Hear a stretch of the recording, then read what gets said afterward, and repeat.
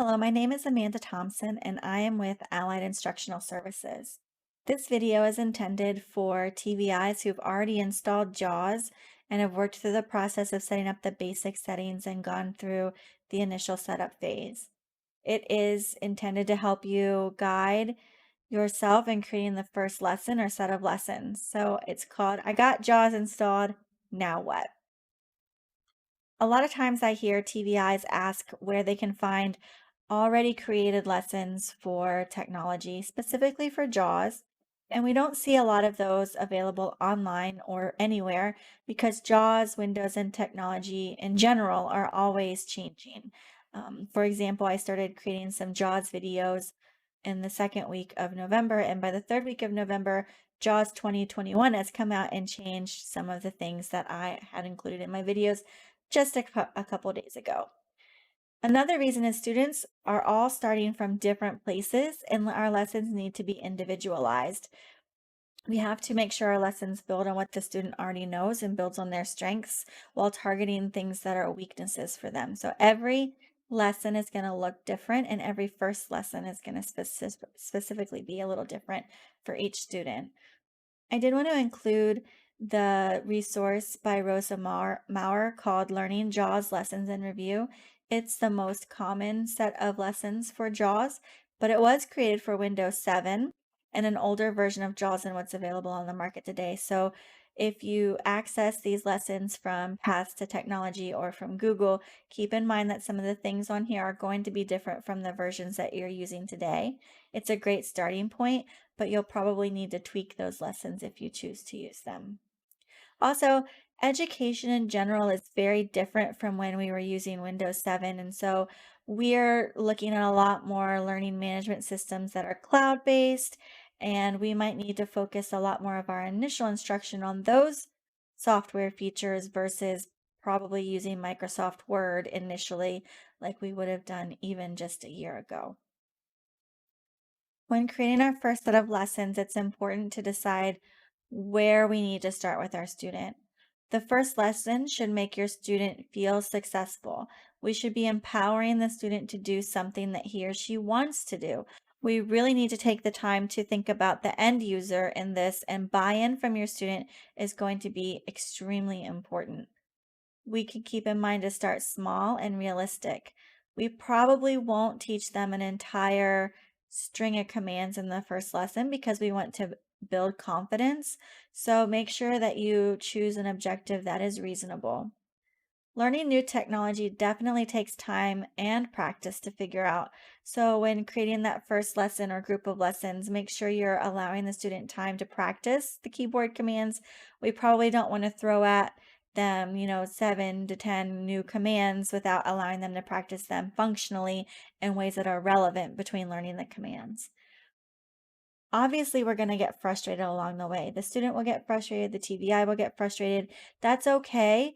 If you get to the point that it's no longer conducive to learning, it's all right to pause and regroup, process that situation with your student. When you do get stuck, try to take time to model your thinking and problem solving skills for the student. Thinking about that student moving on to becoming an adult and using technology independently, they're going to need to know how to problem solve situations so you all can work through them together. And it's okay and valuable if the student learns that you don't know everything about the technology. Sometimes it's not going to work the way that we anticipate, and then how to work through that together or independently eventually. When teaching how to use JAWS with a laptop or a desktop, there are some prerequisite skills that we would like our student to have. If they don't have them, then we need to be cognizant of these areas of weakness and either teach them before we start teaching JAWS or weave these concepts into what we're teaching. So first, we're looking at good keyboarding skills. We need a student who is able to type fluently with accuracy. If they can't find a needed letter without touching other letters, and pressing those keys before they find the correct one, that's really going to impact the success of using JAWS, and it's going to impact the frustration with using the computer. We also need to make sure the student has familiarity with the modifier keys and their purposes. They need to know what Shift does, what Control does, Alt, Caps, Tab. They need to have some knowledge and orientation of where the other important keys are on the computer. Where are the function keys and why would we press those? Where's home and end and the number pad? We need to be able to know where the arrow keys are and where the Windows key is. And then they need to have basic orientation to the computer screen. There's a taskbar at the bottom where the apps are. There's the system tray. There's that Windows menu that you can pull up. When you're in a browser, you're going to have tabs at the top. And then below that, you'll have the address bar and what's on that level. And they just need to have that basic orientation, or we need to teach it as it arises. So keep those things in mind when developing lesson plans. When we start that first lesson or those first few lessons, we want to start with something that's familiar or motivating. So here are some examples of things that I've done recently with students who have been new to JAWS. I have a student who's transitioning from using a Braille Note Touch and using more of the laptop with JAWS for her learning, because we're finding that the Braille Note just doesn't do what we need it to do in the virtual learning environment. And so she spends time watching YouTube videos on her Braille Note and really wanted to learn how to watch YouTube videos on JAWS or on her laptop. So our first several lessons had the end goal of being able to watch YouTube videos. And it took several lessons to get there, but we made sure that we were building up success and confidence as we got along the path.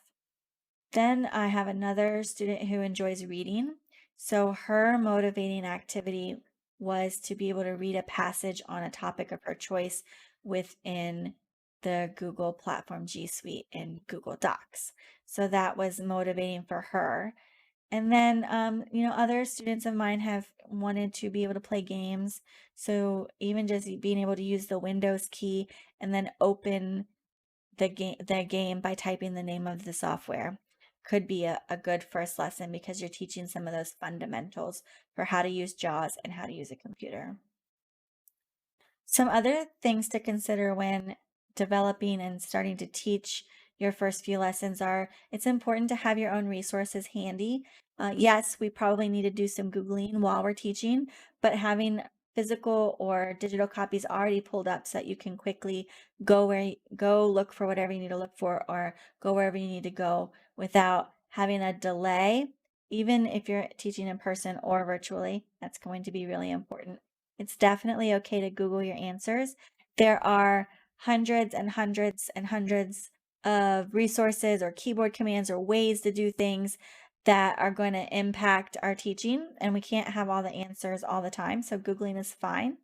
Sometimes you might run into a situation where you really need to watch a YouTube video, and sharing that with your student to walk through the process is a great activity and definitely a way to teach that problem solving skill to your student.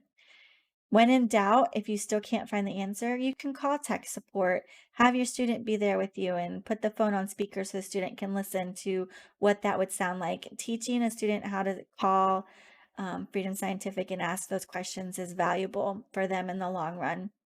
And then another, fun tip that I like to do is sometimes I forget a keyboard command because I'm in a foggy brain moment. You can ask your student, pop quiz, how do you do XYZ? And then, let them rise to the occasion and teach you something.